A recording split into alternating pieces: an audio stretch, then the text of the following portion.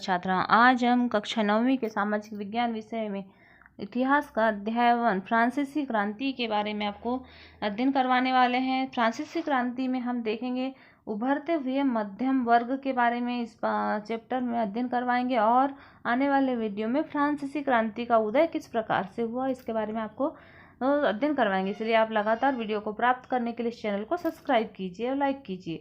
देखिए, उभरते मध्यम वर्ग के ने विशेषाधिकारों के अंत की कल्पना की। मतलब तो रूस की क्रांति के उदय से पहले देखिए, उभरते मध्यम वर्ग ने विशेषाधिकारों के अंत की कल्पना की। पहले भी कर बढ़ने और अकाल के समय किसान और कामगार विद्रोह कर चुके थे। कर बढ़ने के कारण किसान और कामगार विद्रोह कर चुके थे, परंतु उनके पास सामाजिक और आर्थिक व्यवस्था में बुनियादी बदलाव लाने के लिए साधन एवं कार्यक्रम नहीं थे। वे जिम्मेदारी तीसरे एस्टर के उन समूहों ने उठाई जो समृद्ध और शिक्षित होकर नए विचारों के संपर्क में आ रहे थे। 18वीं सदी में एक नए सामाजिक समूह का उदय हुआ जिसे मध्यम वर्ग कहा गया। तो कौन सी सदी में? तो 18वीं सदी में एक नए सामाजिक समूह का उदय हुआ जिसे मध्यम वर्ग कहा गया, जिसने फैलते समुद्र पारी व्यापार और ऊनी रेशमी वस्त्रों के उत्पादन पर बल दिया। तो इन्होंने जो तीसरा वर्ग था, इन लोगों ने विदेशी समुद्री व्यापार और ऊनी और रेशमी वस्त्रों के उत्पादन पर बल दिया और ऊनी और रेशमी कपड़ों का या तो निर्यात किया जाता था या समाज के समृद्ध लोग उन्हें खरीदते थे। तीसरे एस्टर में इन सौदागरों और निर्माताओं के अलावा प्रशासनिक सेवा और वकील जैसे पेशेवर लोग भी शामिल थे। इसमें प्रशासनिक सेवा और पेशेवर वकील भी शामिल थे। वे सभी पढ़े लिखे थे और उनका मानना था कि समाज के किसी भी समूह के पास जन्मना विशेष अधिकार नहीं होना चाहिए। मतलब जन्म से ही कोई अधिकार नहीं दिए जाने चाहिए। जैसे कि पिछले उसमें वीडियो में देखे थे, 3 एस्टर में बटा हुआ था फ्रांस का समूह। तो प्रथम और द्वितीय वर्ग को कर नहीं देना पड़ता था, उनको जन्म से ही अधिकार प्राप्त था। और थर्ड वाले जो एस्टर थे उनको सभी को कर देना पड़ता था। स्वतंत्रता और समान नियमों के समान अवसरों और विचारों की परिकल्पना जान जाक रूसो जैसे दार्शनिकों ने प्रस्तुत की और अपने टू ट्रियाजेज ऑफ गवर्नमेंट में, अपनी जो पुस्तक है टू ट्रियाजेज ऑफ गवर्नमेंट में, लॉक ने राजा के दैवी और निरंकुश अधिकारों के सिद्धांत का खंडन किया।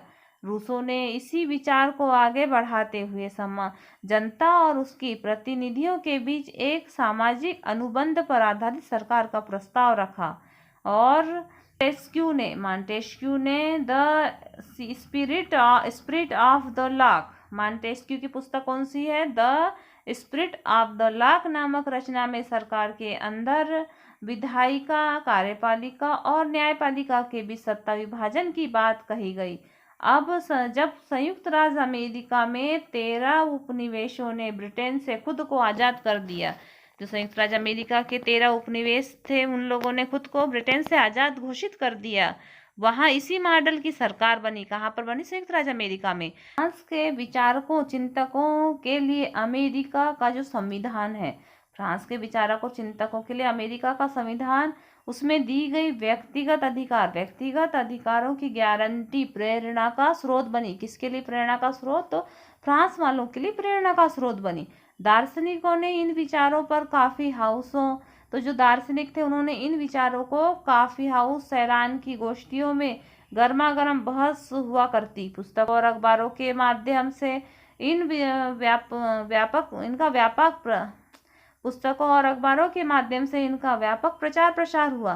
पुस्तक और अखबारों को लोगों के बीच, तो पुस्तक और अखबार जो थे उनको लोगों के बीच में पढ़ा जाता और जोर जोर से पढ़ा जाता ताकि अनपढ़ व्यक्ति भी उन्हें समझ सके। इसी समय लुई सोल्वे द्वारा राज्य के खर्चे को पूरा करने के लिए फिर से कर लगाए जाने की खबर से विशेषाधिकार और वाली व्यवस्था के विरुद्ध गुस्सा भड़क उठा और 16वां था वो एक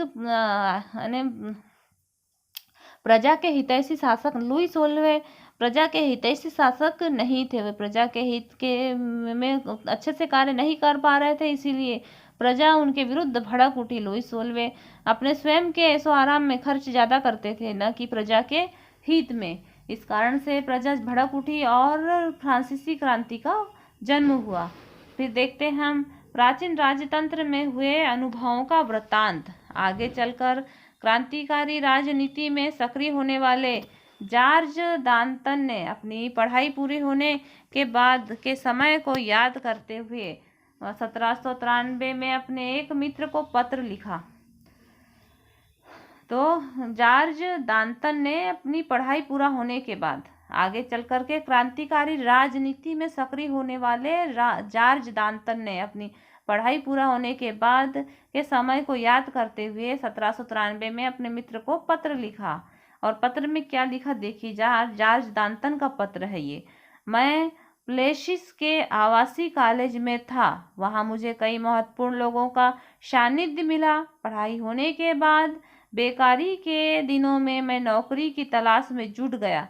पेरिस के न्यायालय में नौकरी मिलनी असंभव थी। सेना में नौकरी का विकल्प भी मेरे लिए नहीं था, क्योंकि मैं न तो जन्मजात कुलीन था और न ही मेरा कोई संरक्षक था। चर्च भी मुझे आसरा नहीं दे सका। मैं कोई ओहदा भी खरीदने की स्थिति में नहीं था, क्योंकि मेरे जेब में एक फ्रांसीसी पैसा तक नहीं था। पुराने दोस्तों ने भी मुंह मोड़ लिया था। व्यवस्था ने मुझे पढ़ा लिखा तो दिया, परंतु लेकिन हमारी प्रतिभा के इस्तेमाल के अवसर उपलब्ध नहीं कराए थे। मतलब ये पत्र से हमें ये स्पष्ट हो रहा है कि जो फ्रांस में था, फ्रांस में इस प्रकार का चल रहा था कि जो चर्च वाला व्यक्ति है तो चर्च में भी वह जो चर्च जन्मजात चर्च में जो कार्य कर रहा है उसी को उसका औंधा मिल पाएगा। और सेना में नौकरी के लिए भी उसके पास कोई विकल्प नहीं रहता। पेरिस के न्यायालय में नौकरी मिलना असंभव थी। तो उसने पढ़ लिख तो लिया था, लेकिन उसके लिए ये सब पढ़ाई लिखाई होने के बाद में भी कहीं कोई कार्य मिलना संभव नहीं था। उसी प्रकार से आर्थर यंग नाम के एक अंग्रेज ने 1887 और 1889 के दौरान फ्रांस की यात्रा की और अपनी यात्रा का विस्तृत वृत्तांत लिखा। इस वृत्तांत में उसकी टिप्पणी दिलचस्प है।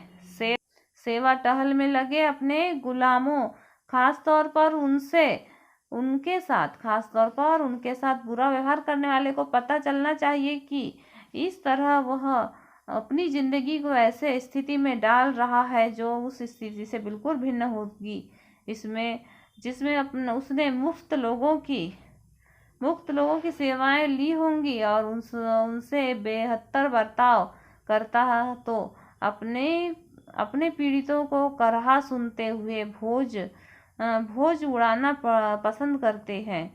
उन्हें दंगे के दौरान अपनी बेटी के अपहरण या बेटे का गला रेत दिए जाने का दुखड़ा नहीं रोना चाहिए।